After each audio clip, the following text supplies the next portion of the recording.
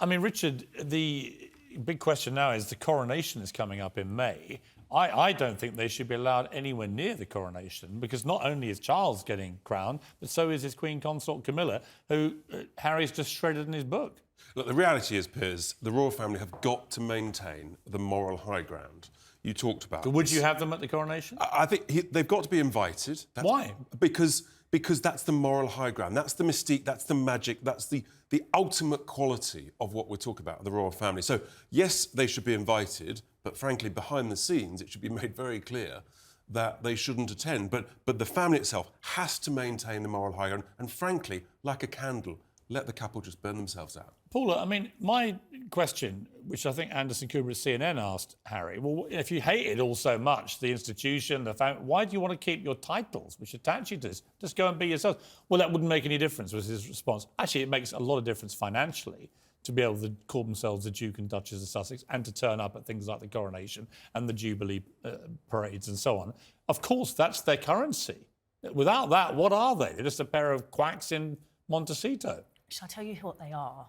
They are the people who have identified that this great institution has problems and that this great institution is not confronting its You're talking problems. about racism again. We're talking about racism. There is no We're talking racism. about domestic but abuse. we've already said... We're talking about unconscious bias. Domestic We're abuse? talking about ignorance. What's domestic abuse? Well, we heard about the fight, didn't we? Well, Harry pushing him into a dog bowl. With William. The bloke went to war in Afghanistan. So He's squealing about having his necklace broken and shoved in a dog bowl. We've heard about mental health issues. So what we know OK, let me ask... this is a Paula, couple let me ask who you. have raised very important issues these two, for society, all right, and they need to be addressed. I hear you. These two have a foundation website called Archewell. It says it's about compassion. That is the bedrock of what they stand for. They've disowned all of her family, apart from the mother. The father lives 70 miles away, has never met his grandchildren, never met Harry. Hang on, let me finish. What's the father who was trying to sell stories on his daughter? The father made a big mistake for which he's apologised many times. OK, so he's allowed to make a mistake. Let me finish. Okay. They've disowned him and all of her other Markles. They've all been disowned. Now, all of his family... got rid of all them as well. Where's the compassion in anything? He said he didn't write this book to hurt and harm them. All he's done in the book is hurt and harm them. The guy wouldn't know how to spell compassion. He is to compassion what Madonna is to growing old gracefully. Right?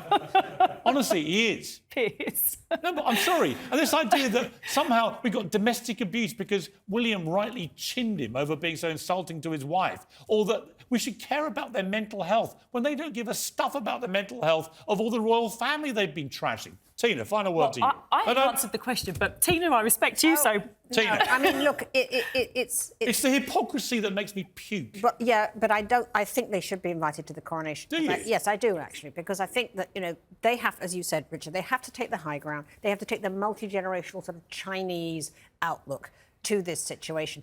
I feel that actually, between the lines, Harry's lobbying like mad to get back into the action. I mean, the fact that he didn't mention anything about the whole racism thing in the book. Obviously, he has been told, you have crossed a red line. If there's any more of this, Harry, you're out. Or it simply didn't happen the way they said it happened. I think he's trying to get back in. The fact that he praised Susan Hussey, what was that about? Yeah, complete nonsense. That was a complete bone that he was... Because he's a total hypocrite. That's not the behaviour of a rational person. No, it's not. Like that. Well, I'm going to discuss that with Paul McKenna a little later. He's an expert in, that kind of behaviour. What is it all about? Has Harry lost his marbles? We'll talk about that. It's been a great pack. Thank you very much to Maureen, to Roya, to Tina, to Paul and Richard. Probably the greatest pack assembled in royal punditry history.